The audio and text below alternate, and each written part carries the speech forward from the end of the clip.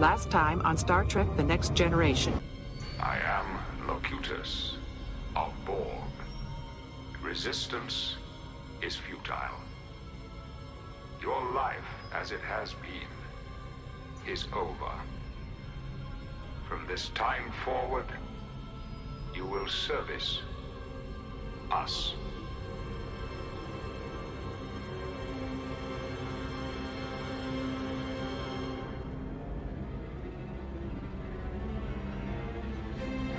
Mr. Worf. Fire. And now, the Actual. conclusion.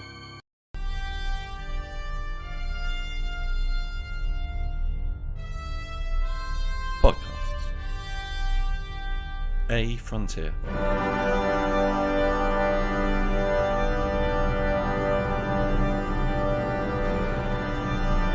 These are the voyages of the podcast Captain Slog. Its ongoing mission to explore strange new episodes, to seek out new jokes and new references, to split infinitives that no one has split before.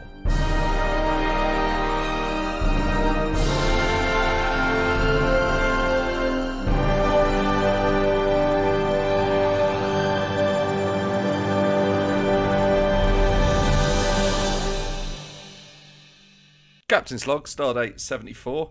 These are the continued voyages of this podcast, and we're going to do Best of Both Worlds Part 2. We're not going to be needlessly antagonistic towards the 7 people who listen to this. No bullshit. If you think that you may have heard an episode that came in between Best of Both Worlds Part 1 and Best of Both Worlds Part 2, there wasn't. And looking at the analytics, statistically, there's a good chance that you could believe that, because very few of you listen to it. How you been anyway, Mark? Good. I got married, but that's in the past. What's really been bothering me now is so the street outside of my house, right, is a free for all when it comes to parking. And now I know obviously that puts me in a very privileged position.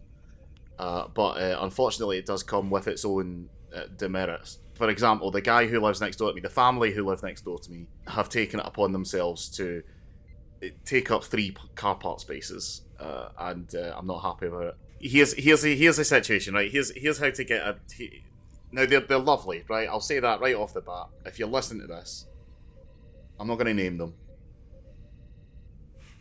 They'll figure out who they are. If they do happen to listen to this, welcome. I hope you enjoyed the Wrath of Khan episode. But first of all, they have a caravan that they use as a sort of spare room for the patriarch of the family. He's in and out of there quite a lot. So that's just on the street. That's permanently parked there. They don't take that anywhere. That's part of the house, right? Then in front of the caravan, they have a broken down car. That he has been repairing for 6 months at this point, right? So I'd say it's safe to say that's totally written off, right? You take the tax disc out, that's gone, right?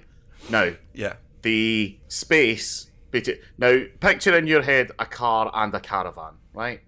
Okay. Now, yeah, I've got that. You can't... You what you don't picture, I imagine, is the space in between the car and the caravan. And the space between their car and the caravan is, quite frankly, offensive, right? It's what I would call a half space of its own, right? Well, they can't back the car up any closer. It doesn't move. Take the brakes off and push it, right? Or just pull the caravan, right? There's a myriad of solutions to this, and so far none of them seem to have been attempted. Now, these two things combined, fine, right? Because they are doing that in front of their own house. Right. Okay. That's their prerogative in the sort of utopian society that I envision that we will one day live. There is a sort of libertarianism to it, in that we will not enforce rules. We will just hope that everyone, for the sake of society, will enforce themselves. Right. No. So that's fine. Now here's the problem. One of them has just had a baby. And it's a young person, and the baby's dad, as far as I'm aware, I haven't prodded this far into it. His work van now sits behind the caravan. So I mean, it's not even a car, it's a van. It's a van, a caravan, and a car. A car, right, picture this. A car, half an empty space that's doing no one any good.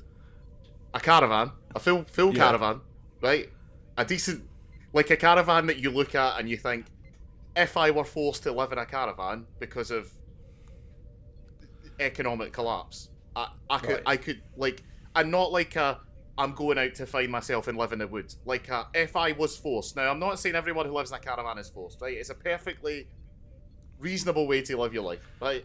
No, we're not saying anybody's forced to live in a caravan. We're just saying it's a decision that neither of us can fathom making. I have too much stuff, right? As much as I rally against capitalism and consumerism, ultimately, it is the best period that I could have been born into, right? Now, there's the requisite amount of space that the van is going to require to get out. That's fine. I'll allow that. Right. And then a van. And then all three of these together take up all of the space outside of my house, right, on the street.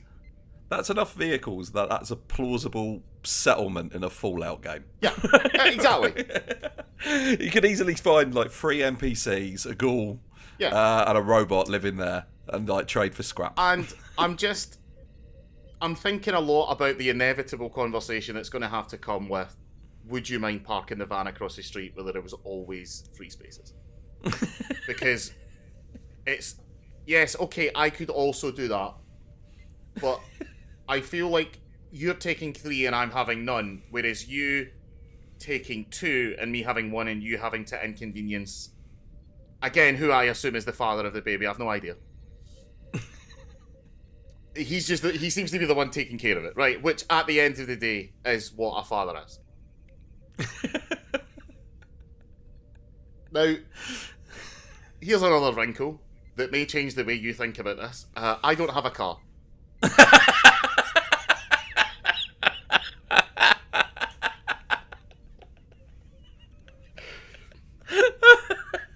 So, you might say that worrying about this is ultimately a bit pointless. That's the best punchline you've ever landed on this podcast. So how are you? Okay, so I'm trying to get off Twitter. Okay, so because I still need to do social media for the comedy thing, I've been getting into Instagram, but I only follow about 150 people on Instagram, whereas on Twitter I was following like over 1,000. It takes very little for you to get a follow from me on Twitter, but what this means is that Instagram has little to no information about me, except that I'm 39 and that I like clips of stand-up comedy. Yeah. So Instagram is trying to make me right-wing. Yeah. It just keeps giving me comedy about how millennials are useless, and trying to make me side with Israel. But I think those ones have been paid for, right? I don't think that's just an algorithm. And I only say that, I'm not making any sweeping statements. I only say that because the nation state of Israel has started buying YouTube adverts to tell me that I'm a terrible person if I think Palestinian children shouldn't be bombed. Right? That's, yeah. I'm going to do the proper Starfleet thing here and not take a side on this. I'd like to point out my official opinion on the whole situation is, yes, fucked, isn't it? Complicated, isn't it? And I, as a British person, am sorry for our role in giving away your Palestinian land to the Israelis. Yeah, because we happen to own it. And when I say own it, what I mean is we turned up and kicked the shit out of you. When we were in Berlin, we went to an open mic night, not to perform, just to watch, just to see how it's done. With ruthless efficiency in German comedy clubs. It was quite good. You only get 3 minutes. Yeah, the MC and the headline act have a musical double act. They're 2 Israelis, and they sang a song. What was it called? "Fuck the Brits, it's all their fault" or something. Yeah, it was really good. It's really funny. I can't remember what they were called, but if you can piece together who I'm talking about from that description, it's them. They were great. I think you should have come up to it afterwards and just go, I know that you're trying to, the point you're trying to make by saying the Brits, but as a Scotsman, I'd like to point out it is England's fault specifically. Nobody in Scotland was consulted on that. That's how I feel. Now, as I've always said, there's pros and cons to marrying an Irish woman. Pro, obviously, is that my children will have an EU passport. Con is that I had to shatter the long-held delusion that I had that Scotland was completely innocent in the British imperialist system. So, I don't know, man. Look. If me, Emma, you, and Laura all got together and we were going to rank people in terms of their guilt and complicity, we'd sort of split Laura in half, right? That would be the outcome, yes? Yeah. Emma's Welsh, so she just go along with whatever we say. I'll take the top half. I like her mind.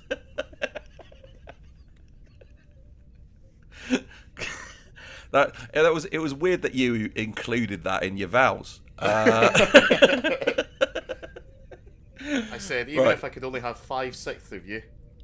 So she's walked into the room, she's shaking her head. I didn't realise that this was the dynamic that we had now that we're married. That's a good look. That's a really nice dress. I like the combination with the belt. Split me in half. Well, technically, we'd split you into 1/6 and 5/6.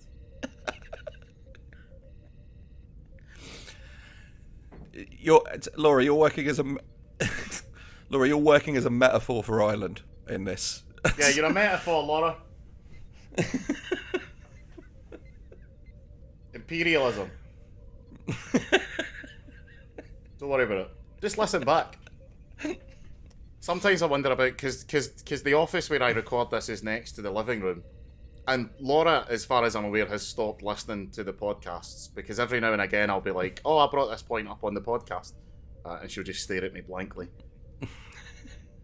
So I like to think that she now just enjoys just listening to my half. I just try to piece together what you say. I've been learning Klingon on Duolingo, do you know that? No, I didn't know that. Laura knows that, so we can skip over that part. She already knows that. Right. Okay, I've just learnt that Klingon's on Duolingo, so I'll be learning that over the next... Right, shall we talk about this episode? Yes. I'm going to put this forward. Normally, when there's a cliffhanger in something, the part 2 is not as good as part 1. Okay? I think this is one of the rare occasions where the part 2 is maybe better. Oh. I'm not going to go as far as better. But as good. I could be convinced to go to as good. I love the fact that it starts immediately with the weapon that they had ready to fire. The big dramatic moment that we ended on just doesn't work. Yeah. Because Picard knew about it. Yeah. Of course it does. Which is a super interesting... this is a very well structured episode, plot-wise, story-wise, because you could look at it as the cliffhanger that happened and we all had to wait 3-4 months to find out the resolution to is essentially thrown away in the first part, right? Before the credits and the pre-credits and the cold open, but not really, because the concept that makes the weapon ineffective is exactly the thing that they use to resolve the problem at the end, right? Yes. So it's a bit like it's a bit like The Last Jedi. I don't harp on people who dislike The Last Jedi. Everyone is legally entitled to their opinion. The Last Jedi, however, is the best Star Wars film since The Empire Strikes Back. And I will not back that up, because we're here to talk about Star Trek. Right, let's not get into that, because I hate that movie. But anyway, Luke throwing away the lightsaber and the wee boy getting the fucking broom at the end. It's like poetry, it rhymes, yeah?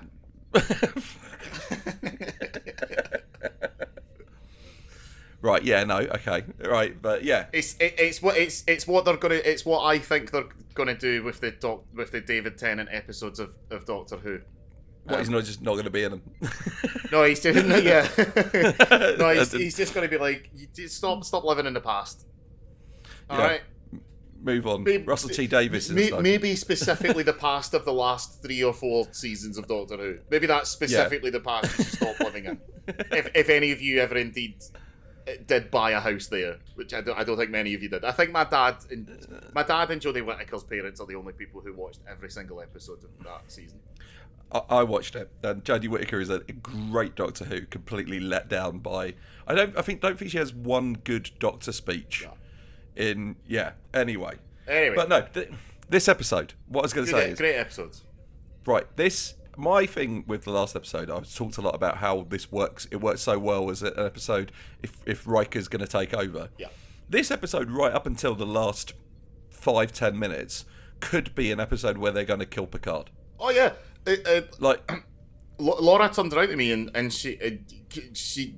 This is her first time going through, but like we've like watched First Contact and stuff from down the line, and she was like, oh, so Picard's just out for a bit. They set it up as if like he's maybe going to go and do some R&R and go and recover, and Riker's going to be in charge for a while, maybe like half a season. But they don't. They just no. Which is fine. It's episodic television from the 90s. That needs to happen. He gets one episode of leave, yeah, which is while the Enterprise is being refitted. Which is the most leave anybody's ever gotten in Star Trek to deal with any of the harrowing psychological shit they go through. Yeah. When we get onto Deep Space Nine, some stuff is going to happen to O'Brien that's just ridiculous. Yeah. Speaking of O'Brien, play the jingle. O'Brien Watch. O'Brien Watch. This is a fucking great He's O'Brien in this episode. And he's great in this episode. Yeah. I like the bit where, later on there's a bit where Data's trying to hack into the Borg collective, but because of the way the episode's structured, Geordie's got to be in engineering fixing the ship. So O'Brien's like the engineer that's in there. Yeah. And he goes, oh, right, well, what should... And he goes, oh, just keep an eye on those readouts. And if it goes wrong, just unconnect me. And O'Brien's like, right, okay, but what exactly am I looking for? And Data's like, oh, I don't know, I've never done this before. Yeah. And O'Brien gives him the look of like, you fucking maniac. All right, so where are we? Right, so we're on the cube. Locutus is on the cube. The only Borg so dangerous they gave him a goddamn name, etc. The fleet are going to head them off at Wharf 359. It's something we'll hear about again a few times. It's forever. Yeah, I said to Laura, I was like, you are about to see Starfleet's 9/11.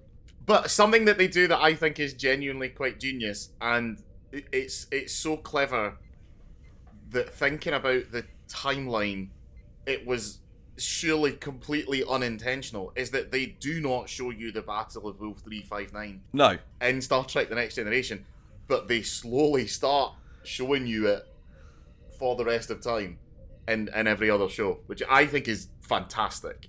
The first time we get a look into what it was like to be in the Battle of War 359 is the pilot episode of DS9. Yeah. Because when they turned up at the place where the fight had happened and see all those dead ships like broken apart, I did immediately think, Sisko's dead wife's there. She's floating about in space. Jerry Sisko, aye. But yeah, I like the fact they didn't have the budget to do the battle as they should, so they just didn't put it in there. And now in the future, we have the technology that at some point somebody will make that exactly as it was, that we can see it from, and it's terrifying. Well, you can sort of do that now. There's enough Star Trek space simulators that you can set to auto. That I think it can be done. Like I think you can find. I think I've watched it. I actually think there's a YouTube video online of a guy taking you through the major beats of Wolf 359 with graphics in the style of like a Ken Burns documentary. If I haven't seen that, make someone do that. They list off 3 ships as being like dead. Yeah. But that you can see many, many more, and nearly every Star Trek from this point forward, set in the future of this event, has at least one character who has a tragic backstory related to Worf. And what I love about it is it's just one Borg cube. It's not the whole Borg collective. They didn't send that many. Nah. They just sent one because that's all they need. Yeah. And it thoroughly rocks Starfleet's shit. Oh, yeah. Because it's not just Starfleet. They like the Klingons turned up and they were like, "Oh, we were thinking about phoning the Romulans." Yeah. It's like, what's there to fucking think about? Just call them and go, "Look, we don't get on, but we are about to have our asses handed to us on a platter, and I can hear you already celebrating. But just think for a minute: if they take us out, who's next? Yeah, and then they'll have their shit and our shit, and then they'll Klingons. be fucking invisible, and yeah, they'll be invisible and fucking have bat lefts grafted into them. yeah. I mean, look, I think the idea of plot holes is a complicated one. I don't think it's that important, but I also don't think it's that unimportant. I do think you need to have an internal logic within a universe that make, because that's how people follow stories. Yeah. But and with the Borg, we do have to contend with the idea that not only are the Klingons and the Romulans the only people who ever develop cloaking technology, but that none of their ships are ever assimilated. Yeah. Which is fine. Yeah. I don't. If the Borg were invisible, I wouldn't watch that episode. I'd be too scared. We don't see any exploded Klingon ships at Wolf 359, and there weren't any Klingons there. Like that's been established. So I choose to believe that what the Klingons have done is maybe they've prepared their fleet to, like, if Earth gets assimilated, we need to turn up and nuke the shit out of planet Earth. We got what a plan. I mean, the Enterprise has done some dodgy stuff in the past, but blow up Earth. That's got to be. Yeah. I wonder if there's a protocol for it. There's so much to love about this episode, I want to say. I love the scene of Picard getting properly, fully assimilated, where they put more stuff on him, and he's got that single tear to show he's still inside. Yeah. I do think that if we had, with modern TV technology, we would definitely have him being, like, cut to pieces. Because the fact that they slide a thing onto his arm, rather than, like, cut his arm off and, like, replace it. Yeah, because it really made me think of, you know, that joke in The Simpsons where Homer gets stuck inside the vending machine and then the guy's going to cut his arm off and he says, "Homer, are you just holding on to the can?" That's what it made me think of. The note that's one of my all-time favourite Simpsons jokes is the note that he has to give to Marge because he goes, "I had the fireman write me a note," and the note says, "While we were trying to rescue your husband, 2 lumber yards burned down." My favourite joke in The Simpsons, I think it might be hands down. I don't know why I find it so funny, because there's so many more. There's so many cleverer jokes, but I think this one's just perfect. Which is Lisa goes into the pet store and says, "I need the smartest hamster you have." And the guy says, "This guy writes mysteries under the name J.D. Salinger." And Lisa says, "How does he do that?" And the guy replies, "Well, he gets the ending first and then he walks backwards."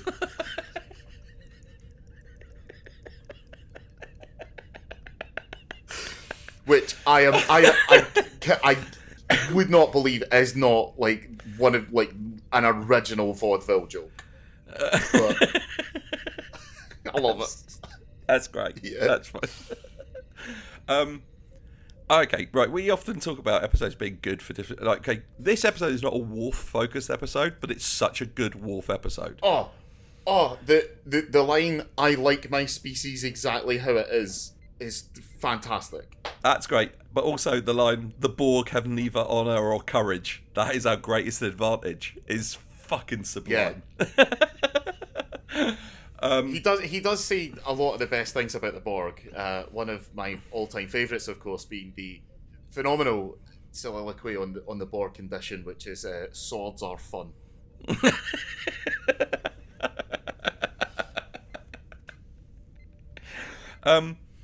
I was going to say, I really like that when they do. So the whole the theme of the episode is basically that Riker has to be his own self because he can't just do what Picard would do, because Picard knows what Picard would do. Yeah. Riker responds to this by coming up with the madman plan of talking to Picard long enough to distract him that he can separate the saucer section, which he isn't using to make anybody on the ship safer. He's using as a second weapons platform. And all of this is done just so they can kidnap Picard, which they're not doing because they're not trying to save Picard. They just think that they can use him to somehow access and take down the Borg. Yeah. He's like, yeah. I mean, they could have nicked any Borg drone. Let's not focus on that. Yeah. I mean, that's the thing, is that Best of Both Worlds only becomes about Picard in retrospect. Yeah. With the other times that Picard has to deal with having been Locutus, Best of Both Worlds is unequivocally a Riker two-parter. And the journey that he goes on, I mean,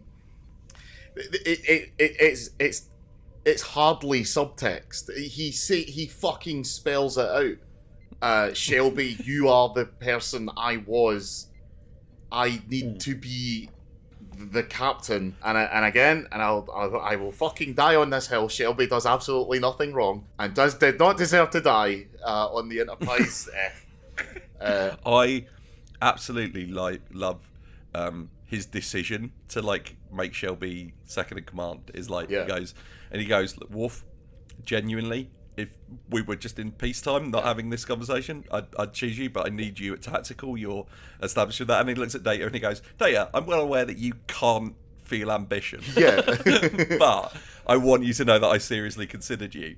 And instead what he does is he puts Worf and Data together to take shuttlecraft on board. And I was thinking about this with the two of them. That's from a psychological perspective. Why are we not doing this every episode? They're the most terrifying duo. It's like, so how do we win the fight? Well, what if we can get them to run away? What, the Klingon and the being who's incapable of feeling fear? The only way they're going to run away is if Worf gets severely injured and Data has to drag him to safety. There's a really... I've made it very clear on that I love early to mid-90s television. I love it. I love the way it looks. I love the 4:3 aspect ratio. I love the way they have to block shows because of how tall the screen is and how not wide it is. I fucking love it. Right? I much prefer the way that Star Trek: The Next Generation looks than the way that Strange New World looks, because Strange New Worlds, yes, okay, it looks like Star Trek, but it also looks like every other show. It kind of is like a lesser Battlestar Galactica, which is another one that has such a unique visual. Battlestar Galactica came out it looks like it could have come out fucking yesterday, right? If you could take what Strange New World sees on their view screen, and put that into TNG, TNG would be perfect. That's literally, it's just they don't quite have the tech to do justice to how good I think space should look. It's funny that you say that, because the bit I'm referring to is when Worf and Data get in the shuttle and there is the shot of them saying, okay, we're taking off now, and the shuttle apparently lifts up and moves out of the hangar. Yeah. The window shot of them leaving the hangar is amazing. Like, it's it makes it like they could have just cut to them being outside, and they didn't. They were like, we're going to do something that was probably quite expensive. Yeah, there's I'm going to just say the very next episode of this is set entirely at Picard's vineyard, right? And from a visual effects budget point of view, there is a fucking reason. They were like, okay, well, what if we blow the budget of... There's going to be a few episodes this season where not a lot happens from a visual perspective, and it's because all the money went on this episode. Yeah. And rightly so. Yeah. Because I love the idea of what they do, which is they've got they've got the saucer section and the main battle bridge section both firing, and that's just cover for them firing a shuttle, and then they turn off the engine, just coast until they're just through the Borg shield. Yeah. And then they beam off, go over, kill a bunch of Borg, steal Picard, and then teleport out, and then immediately once they get outside the shields, teleport back, and it gets blown up with seconds to spare. Yeah. O'Brien fucking nails it on the transport. O'Brien has never not nailed it. O'Brien is the best technician in Starfleet, and the Enterprise, the fucking flagship, has him doing a job that on the surface is essentially just pressing buttons, but it's because he presses them buttons really well. Yeah. Like, to put it into perspective, if you think Geordie LaForge is the chief engineer on the Starship Enterprise, and that takes a lot, there is an episode of Deep Space Nine where Miles O'Brien goes on holiday for a week, and the entire station stops working. Yeah, I've seen this one. Yeah, like, because he's the only person who knows how they're keeping all of the Federation technology working with all of the Cardassian technology and all of the ancillary Ferengi technology that's been integrated into the man is like Scotty levels of insane super genius. Yeah. But he's essentially the doorman. Yeah. I really like the scene between Riker and Guinan. Yeah. It really is. I mean, if you've seen it, you know it. If you're listening to this without having watched the episode, that is the turning point of Riker realizing that he can't just be Picard, because she says to him, "You have to let Picard go," which he takes as I can't remember if he vocalizes this, but he takes it as, "Oh, we have to just let him go with the Borg," and she's like, "No, that's not what I mean. You have to let the idea of him go. You are not Picard." Yeah. And you never will be, because you're Riker. You're different. There's other motives there. It's shortly after he's walked into I think that seems really important, because at the beginning of it, he's walked into what I'm certain he thinks of at that point as Picard's ready room. Yes. And he's very much like looking at the chair, thinking what to do. And by the end of that scene, that is Riker's office. Well, he talks to the empty chair. He talks to it as if Picard is in it. And the again, a genius bit of blocking is that Guinan immediately comes in and sits down in the chair. Because to portray, well, this is no one's chair at the moment, so I'm going to take it. Yeah. This is just a chair. Yeah. Unfortunately, Genius. This is one of those things, like, very little, like, it's very sad that, for example, on Deep Space Nine, Sisko has a baseball on his desk, and it's very sad that, like, Picard hasn't got anything like that like Guinan could have picked up and, like, thrown to Riker. My problems with this episode are all such minor quibbles, though. They're just like tiny little things. My only problems really with this episode are simply that I don't think it's as good as the first one. But I have issues with endings and third acts, and this is kind of a big half of a second act in the third act, and they pull it off incredibly well. I don't. Very rarely is a third act better than its first act. I feel the best way I can sum this up using pop culture from our time. Infinity War is a better movie than Endgame. Yeah. Endgame has moments that are like, it is catharsis for a 22 movie experiment, and it's incredible for that. But Infinity War is just a better movie. Yeah. Because you get to do things like, well, it's the things of, like, when your ending is like, no, we don't have to care. We can fucking have Picard be a Borg. We can fucking dust fucking Bucky Barnes. Like, you can do stuff like that. Yeah. And then you have to come up with an actual denouement that makes sense in your... Wouldn't it be great if they just never made Endgame? It's like, no, that's it. I think if Endgame had been scheduled to come out a year later in 2020, I think the world would currently be an irradiated wasteland. I think the frustration that would have come from us having to wait longer would have led to someone hitting the button. And I'm not gonna take a guess at who I think it might have been. Can you imagine that if that movie had been scheduled to come out and then like you say, the 2020, how you would have reacted to the pandemic starting? Yeah, exactly. Yeah, it was like you know, you can be all smarmy about the Marvel movies if you want, and you know, maybe at the end of the day you were more right than we gave you credit for at the time, because it's now becoming apparent that they're all exactly the fucking same film, and they maybe ran out of ideas a little bit earlier than we think. Maybe the first Doctor Strange is actually a bit of a pile of shit, and I just like it because I like magic superheroes, and Dan Harmon. But Endgame, the I'm going to say society. What I mean is nerd society, right? I don't mean the homeless population weren't that bothered, I imagine. But the catharsis that we got as a society with Endgame. If they'd fucked it up, if the universe had fucked that up, I think the human race would have.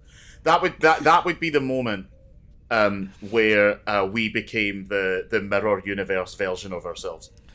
Yeah. If we travel to the mirror universe version of our current Earth, it will be because Endgame didn't come out.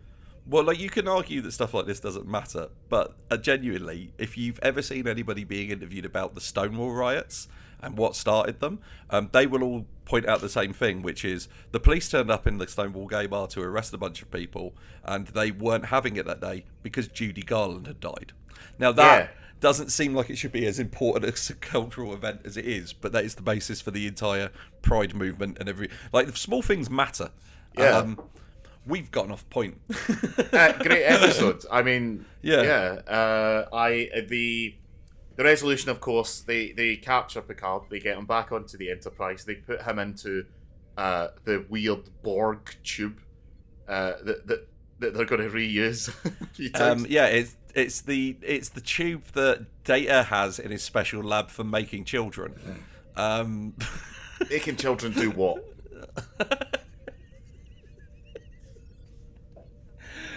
And they discover that, right, okay, here's a point I wanted to bring up. This has been a pop culture debate since 1994, 1996 when First Contact came out. Are the Borg scarier if there isn't a queen? So here's the thing. In general, yes, but I don't think it works for a movie. Yeah, that's the thing. The problem isn't with the Borg Queen being introduced for First Contact. The problem is, look, I'm gonna say something that might seem a bit controversial, but it shouldn't be. Voyager ruined the Borg. They appear far too constantly, and the Borg Queen becomes a bit of a character, which she should never really have been. They should have just been this ominous threat that, like, occasionally, like, the whole of Voyager should have been, no, we have to avoid the Borg no matter what. Not, we have to find a safe way through Borg space. Yeah. It's like, no, that doesn't exist. In my opinion, the Borg Queen should have been called the Voice. She's the voice of the Borg rather than the Queen of the Borg, because Queen obviously insinuates that she is in charge, whereas as the voice, it's just a way, because they talk. I mean, they literally talk about it as Locutus, like they need Locutus as the voice to speak to the Federation. So if there was one overall Borg voice who was like, this is one unit that we have, and it can talk in a normal way, and it's not weird looking. This is how we communicate with species who are not yet Borg. If we happen to find ourselves in the situation where we need a single unit to speak for us, which would come up. Yeah. I think that what they should have done in the movie, and it would have helped a lot, is the first time you see the Borg Queen, it should have been a different actress than we eventually got, and they should have worked out, like, managed to, like, kill her straight away, and then immediately another drone gets plucked, gets re-skinned or whatever, and becomes the new Borg Queen, to sort of suggest that it's a role that they need in the hive mind rather than a leader. Yeah, I agree. Because the fact is the existence of a Borg. Okay, right.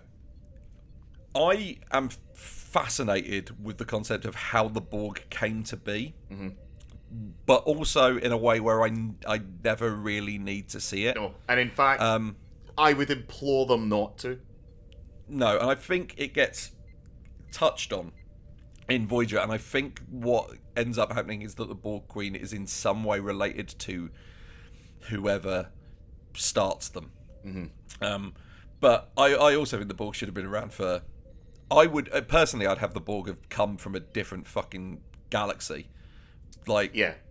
like I'd love to imply in Star Trek is like, oh no, it's like, oh, we've defeated the Borg, and it's like, oh no, and so did you not realise? This is the Borg in this Milky Way was sent here. The Milky Way was sent here. We already own the Andromeda galaxy. Yeah. Like something just genuinely horrifyingly scary. Yeah, there's a concept in the Marvel universe, in the comics, called the Cancerverse. Oh, And it's and it's an alternate universe where everything, I think, other than Galactus, has basically been. I can't really remember. It's been a long time since I've read it, but they're not zombies, but they're all sort of one hive mind that's just about like killing all life. And Galactus I think Galactus escapes that universe to come to ours, and then becomes our Galactus. I think. I'm like I say, it's been a long time. I think I'm wrong on that. But the idea of maybe the Borg coming from another universe where they did fucking assimilate everything. yeah, that would be great. Yeah. What I'm saying here is that anybody who gives a slight damn about the Borg could have written better Borg stories than they had in Voyager. Well, in this, we don't have to contend with that yet, because in this, the Borg are just a hive mind, and they all think as one. And that is the resolution, is that Troy, who gets something to do, sort of, that's nice, she says, well, he is still in there, I can still feel him. We just need to figure out a way to get through to him. Okay, look, here's the thing. I get why. I'm not going to slag off the character of Guinan. I think she's great, and I think Whoopi Goldberg is fantastic. And I genuinely think this is one of Whoopi Goldberg's best acting roles. And you can tell that it means a lot to her to be in Star Trek. But I think sometimes they make the mistake of the scene between Guinan and Riker could have been a scene between Riker and Troy, and it would have meant more. Yeah. And the only thing that it really offers is the implication that Picard and Guinan go way back. Yeah. To set up that kind of River Song Doctor dynamic that they eventually get. Yeah. But no, I think that I will say this: the first part of this episode, Troy gets a lot to do, and Beverly gets almost nothing. Yeah. This episode, Riker is very much the Riker, and it sort of to the secondary point, the Beverly and Data show, because they're trying to work out, like, Beverly's all about like, oh, if we could disconnect Picard from the hive, then it's just microsurgery to put him back to normal. Yeah, but we don't know whether disconnecting him from the hive would kill him, because it's like cutting out a piece of your consciousness, and I really love that Picard manages to, when they sort of like once Data is hacking into the hive, which is just a great thing for him to do. Picard manages to like break through long enough just to tell him that he needs to put them to sleep. Yeah. And then the follow on from that is that okay, I've seen some people talk about this before and say that it doesn't make sense that the Borg cube self-destructs.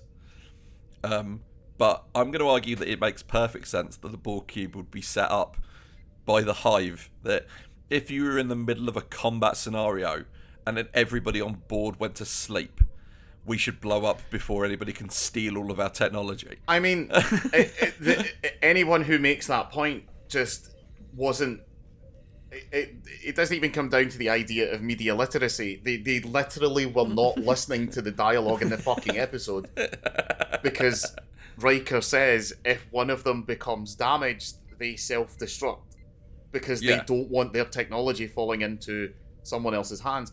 And even though, yes, they do use Picard's connection to the Borg to essentially hack into the Borg collective and tell them to do this thing, there would be something in the Borg algorithm that says, hold on a minute, something weird's happening. I don't like this, so time to blow everybody up. Yeah, and it is important to note that this Borg cube that completely rocked Starfleet shit means nothing to the Borg. Yeah. It's not going to be celebrated. They're not going to put it in a museum. This is just a thing that they sent once to show us we are in fucking charge and you better up your game. There are thousands of Borg cubes. Yeah. And they don't care about the drones. None of this matters to them. So yeah, I also going to say something I do really want to point out. Shelby fucking gets made second in command, right? He's second in command for maybe 20 seconds. Then Beverly mentions nanites, and Shelby asks what nanites are, which is a piece of technology that anybody in the future should know, but she seems to be bafflingly unaware of, just to help the audience at home have something explained for them. So she settles into the role of second in command immediately. Yeah. That's Riker's job going forward from this point. Yeah. What does that mean? I'm here to professionally not understand the science things that you just said that everyone in this era would know. Because again, like if they were doing this in Strange New Worlds, right? And I love Strange New Worlds. I think it's great. It cannot hold a torch to the Next Generation. Nothing ever will. The Next Generation is the definitive Star Trek until the next definitive Star Trek comes fucking 50 years down the line, right? Who cares? But the way that the Picard touching Data's arm and saying sleep in Strange New Worlds would have ended with Uhura or Carol Kane, just sort of like we would visually almost see like a light bulb moment, and then they'd be like, oh my god, I've got it, I'll be right back, and then they'd run off, and then there would be maybe like another scene, and then you would see them with some like technology, and someone would be like, what are you doing? And he's like, and they'd be like, I've got an idea, this is going to work, we'll do it, and then we would see it happen. We would see all the Borg go to sleep, which would then make us go, oh, that's clever, I guess. Whereas in the Next Generation, in a way of explaining it to the audience as if we're, and not that we're all idiots, because that isn't what I took from what Picard was saying. But Data said, I don't think he's trying to communicate that he is fatigued. I think he's trying to communicate that we need to put them to sleep. Yeah. And just says it very matter-of-factly. Like, and I love that. Yeah. It's great. What has happened since Star Trek the Next Generation was on the air is that the internet has existed and social media has existed, and as a result of that, people who write TV shows are now aware of how fucking stupid you all are. And how you need to have your fucking hands held for everything, you fucking idiots. I saw a great video the other day, and it was a Steve Shives video. He's a great YouTuber, and it was him doing a why do the right wing have such terrible media literacy? Which is something he's said for a while, because he was doing it based on, and he wanted to use a non-political answer, like example, and he just had Ben Shapiro asking why the third episode of The Last of Us is there. And it's like, because it deals with exactly the same fucking themes. What the fuck is wrong with you? And again, they spell it out in the fucking episode at the end when Joel picks up a letter that says, "Dear Joel, see that stuff that will happen? That's you." Bill, underline 3 X's. I goes, people like us, Joel, need to protect people like them. Us, Joel, brackets Pedro Pascal.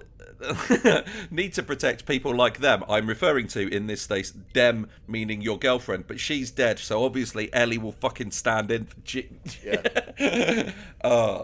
No. Something else I love about this episode that I want to talk about. We get to see the solar system, which we rarely do in Star Trek. that was Not a nice, lot of stuff happens in our own solar system. It happens on Earth, or it happens away, but it's like, oh yeah, they got past our Mars Defense Forces, which were apparently 3 fighters that were shit. Yeah. Although, they did look expensive. And I'm also going to bring this up, right? Okay. We know from Enterprise that the Federation is founded by not just Earth and the Vulcans, but there's like, I think the Tellarites and the Andorians are in it. Yeah. But a lot of but it was Earth's idea. Yeah. Right? Broadly speaking. We got to space later than a lot of other people. I think it was a bit dickish to go, right, we founded the Federation. Obviously, on the official mapping status, Earth is Sector 001. I don't know, man. I like to imagine it was said with the same sort of tone as, we should have pre-drinks at mine. Brackets. This is the unspoken part, so that I can decide I'm too tired and not come out for the rest of the night. End brackets. We've got a lot of shit on Earth, and we don't want to move it. The Andorians don't come with a big giant space van.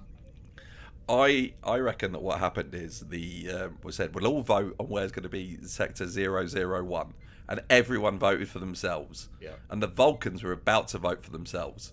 And the humans just went, oh, just want to be 001. Bit arrogant, isn't it? That's an emotion, isn't it? Yeah. And just goaded the Vulcans into being like, oh, fuck, now we're fucking emotion. They were like, so you could make Vulcan Sector 001, but could you imagine the boom in tourism that you're going to get? And the Vulcans all of a sudden were like, oh, fuck. Because imagine a Vulcan tour guide. That's the thing. I don't think Vulcan would ever. I think Vulcan is probably one of the least visited planets. Mm-hmm. It's not a lot of good theme parks.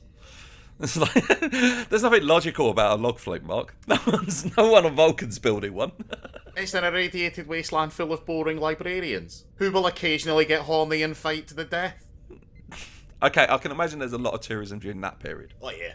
But the 2 words you never hear on Vulcan are 1, shots, and 2, wee. Right, so why would you go there? Yeah. Right? I don't know. I've never been. They've never shown Andor with their little antenna, but I imagine there's. But they have an ale, I think. The Andorians, yeah. The Romulans have an ale. I think the Andorians have a spirit. And not to get stereotypical, but it does seem bizarre that they decided to put Starfleet headquarters in San Francisco rather than, say, New York. And I think it's because they were like, we are going to make this Federation fabulous. Again, I would like to point this out.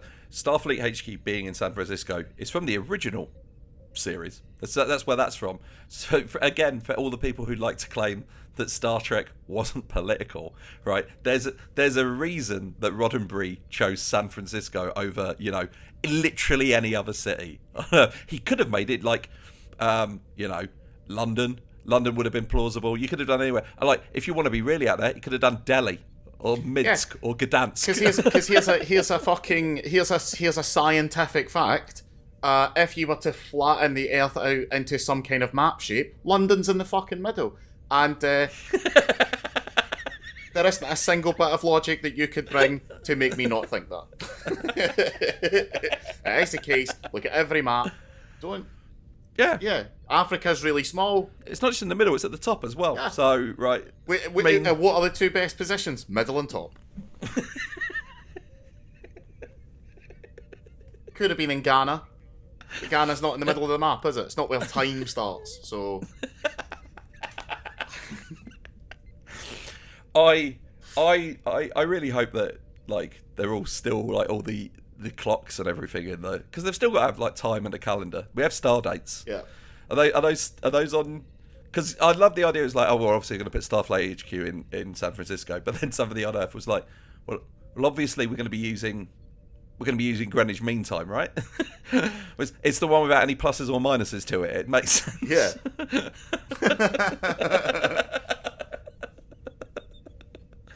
What I'm saying is colonialism will get to space. Yeah. I like the idea that Stardates work on Pacific Coast time. See, if you want your colonization to last a long time, colonize a concept. We colonize time, also gravity. So, good luck. Yeah. Good luck. We got there first. Nobody else is going to change that. Good luck, America. You colonize the moon. That's just the place. Yeah. That can stop existing tomorrow. Yeah, who but gives the a fuck, time, mate? that's going to last forever. Yeah. What's there? Nothing.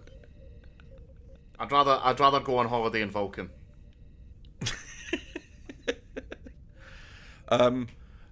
One thing else I want to mention about this episode, I just really like how Picard at the end of it is not okay. I feel like when we talk about it being like a really episodic show, it would have been very easy to skip over Picard having real trauma. Existential trauma. Which is a trauma you don't get a lot of. Yeah. Yeah. Like, it's not emotional. It is emotional. It's not just emotional and physical. He has fucking existential trauma. when he says he remembers everything, you've got to understand that means that like every person who died face to face with a Borg during the Battle of Wall 350, and they've definitely been people over to grab a few drones and stuff, he remembers seeing through their eyes because that's how a hive mind works. It's absolutely like the kind of trauma that makes you question whether you exist as a person. Like, if you can be made to do things, are you anything? Yeah, it would fuck me. You know that way that sometimes when you say a word and you go, that doesn't sound right, and then you look up how the word is spelled and you're like, that's not how that word is spelled. Imagine that times 100.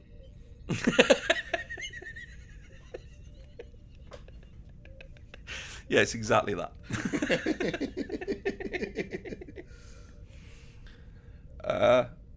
This is our last season as lieutenants, by the way. With our conceit that we get promoted every season, we're lieutenant commanders now. Yeah, nice. Yeah, that was good. Next season we get commander. Sweet.